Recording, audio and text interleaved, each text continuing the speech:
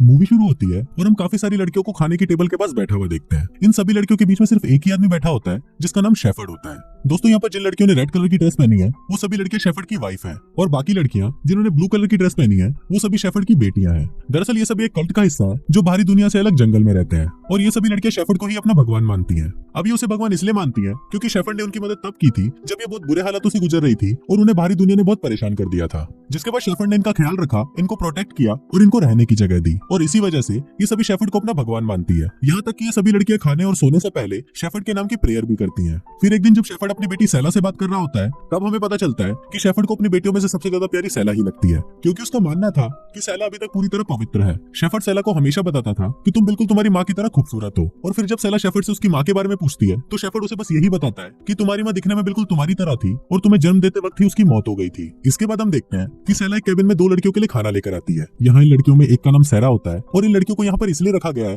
क्योंकि शेफर्ड का मानना है कि ये दोनों लड़कियां पवित्र नहीं है और शेफर्ड ने बाकी सभी लड़कियों को ये बोला है कि अगर कोई भी इन लड़कियों को छुएगा तो वो भी इनकी तरह अपवित्र हो जाएगा। इसके बाद जब सेला सेरा के सामने शेफर्ड की बात करती है तो सेरा उसे बोलती है कि तुम लोगों को अंदाजा नहीं है कि शेफर्ड कितना बुरा इंसान है। अब इस पर दोनों की आपस में बहस हो जाती है और सेरा उसे वहां से जाने के लिए बोलती है। अब इसके कुछ दिनों बाद जब सेला पहाड़ों पर घूम रही होती है तो तभी उसे उसका पहला पीरियड आता है। अब अपने पीरियड ब्लड को देखकर सेला बहुत ज्यादा डर जाती है और चिल्लाने लगती है। दरअसल उसे ये पता नहीं था कि पीरियड होना एक नॉर्मल है और ये सभी लड़कियों को होता है। अब ये देखकर सेला इतना ज्यादा डर जाती है कि वो वहाँ पर एक भेड़ के बच्चे को मार डालती है और फिर वो सभी को आकर बताती है कि जंगली कुत्तों ने आकर भेड़ों को मार दिया। वहाँ शेफर्ड भी उसकी बातों पर विश्वास कर लेता है और उसे जाने देता है। अब सेला इतना ज्यादा डर गई थी कि उसे रात को नींद तक नहीं आती। तभी उसे बाहर कार की आवाज सुनाई देती है और फिर जब वो खिड़की से बाहर झांकती है तो वो देखती है कि शेफर्ड किसी पुलिस वाले से बात कर रहा है। वो पुलिस वाला शेफर्ड को धमकी देता है कि तुम लोगों को जल्दी ही ये जगह छोड़नी होगी वरना तुम सभी को अरेस्ट कर लिया जाएगा। फिर अगले दिन शेफर्ड सभी को बताता है कि हम सभी को ये जगह छोड़कर जाना होगा वरना बाहर की दुनिया वाले तुम सबको अपने साथ ले जाएंगे। इसके बाद शेफर्ड सभी को बोलता है कि मैं तुम सभी को एक ऐसी जगह ले जाऊंगा जो बहुत ज्यादा खूबसूरत है।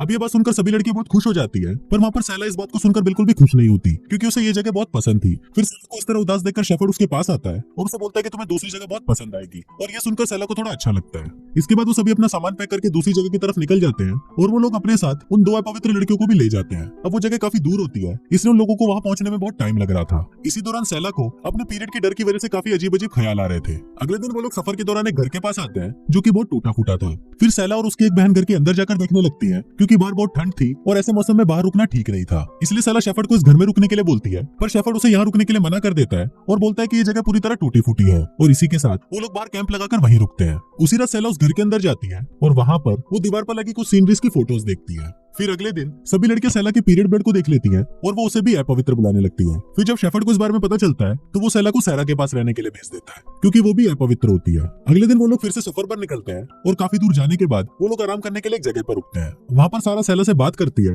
और उसे बताती है कि मैं और तुम्हारी मॉम वो पहली औरत थी जो इस कल्ट में शामिल हुई थी। वो उसे ये भी बोलती है कि तुम्हें सभी लोगों ने कहा होगा कि तुम्हारी माँ तुम्हें जन्म देते ही मर गई थी, मगर ऐसा नहीं है। वो तुम्हें जन्म देने के बाद भी जिंदा थी मगर उसे बाद में इन्फेक्शन हो गया था, लेकिन शेफर्ड उसे हॉस्पिटल लेकर नहीं गया और इसी वजह से तुम्हारी माँ की मौत हो गई। अब ये सब सुनने के बाद सेला को शेफर्ड पर काफी गुस्सा आता है और वो इस कल्ट को छोड़कर जाने के बारे में सोचने लगती है। उसी रात जब सभी लोग आराम करने के लिए रुकते हैं तब सेला सारा से पूछती है कि जब तुम्हें सारी सच्चाई पता है तो तुम इस कल्ट को छोड़ क्यों नहीं देती। पर इस पर सेला उसे बोलती है कि बाहरी दुनिया में मेरा कोई भी नहीं है और अगर मैं इस कल्ट को छोड़कर यहाँ से चली भी जाऊँ तो मैं किसके पास जाऊंगी, इसलिए मैं यहीं पर ही रहती हूँ। सेरा उसे ये भी बताती है कि एक टाइम था जब शेफर्ड उसे सबसे ज्यादा प्यार करता था पर जब से वो अपवित्र हुई है तब से शेफर्ड ने उसे कल्ट से काफी दूर कर दिया है। अगले दिन वो सभी फिर से अपने सफर के लिए निकल जाते हैं पर तभी उनमें से एक औरत जो प्रेग्नेंट थी उसे लेबर पेन होने लगता है। वो औरत बार बार यही बोल रही थी कि वो उस बच्चे को यहाँ पर जन्म नहीं देना चाहती पर लेबर पेन ज्यादा होने की वजह से उस औरत को जंगल में ही अपने बच्चे को जन्म देना पड़ता है और बच्चा पैदा करने के साथ ही उसकी मौत हो जाती है। अब इससे सभी लोग बहुत ज्यादा दुखी हो जाते हैं पर शेफर्ड को इससे कोई फर्क नहीं पड़ता और वो उस औरत की बॉडी को वहीं पर ही जलाने लगता है। पर तभी वहाँ पर सारा आती है और उसे बोलती है कि ये सब तुम्हारी वजह से हुआ है, पर शेफर्ड उसकी बातों पर ध्यान नहीं देता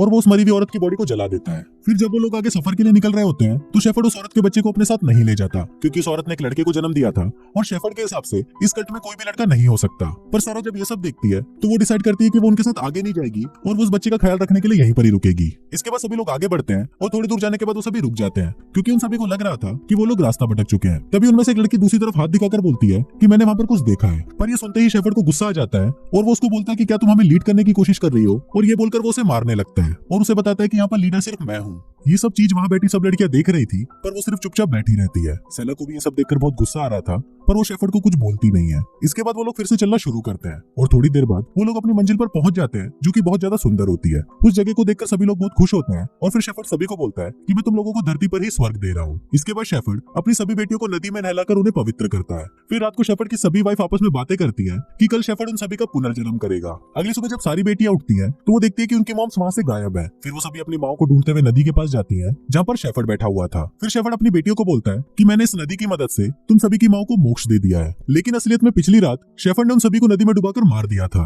इसके बाद शेफर्ड अपनी सभी बेटियों को बोलता है कि अब से तुम सब मेरी वाइफ बनोगी, और फिर वो सेला को अपने पास बुलाता है और उसे बोलता है कि तुम मेरी सबसे अच्छी वाइफ बनोगी और इस कल्ट को लीड भी करोगी। पर इस पर सेला उसे मना कर देती है, जिस पर शेफर्ड गुस्से में उसे एक चांटा मारता है। इस पर सेला को भी गुस्सा आ जाता है और वो भी शेफर्ड को जोर जोर से चांटे मारने लगती है। अब सेला को देखकर बाकी सभी लड़कियों की भी हिम्मत बढ़ जाती है और फिर वो सभी लोग मिलकर शेफर्ड को जान से मार देते हैं। अब इसके कुछ दिनों बाद जब पुलिस वाले वहां पर आते हैं, तो उनको शेफर्ड की सभी वाइफ्स की डेड बॉडी मिलती है और साथ ही जंगल में आगे जाने पर उन्हें शेफर्ड की भी डेड बॉडी मिलती है, जिसके सिर पर लैम्प के सिंग लगे हुए थे। और कुछ इसी तरह से ये फिल्म यही खत्म हो जाती है।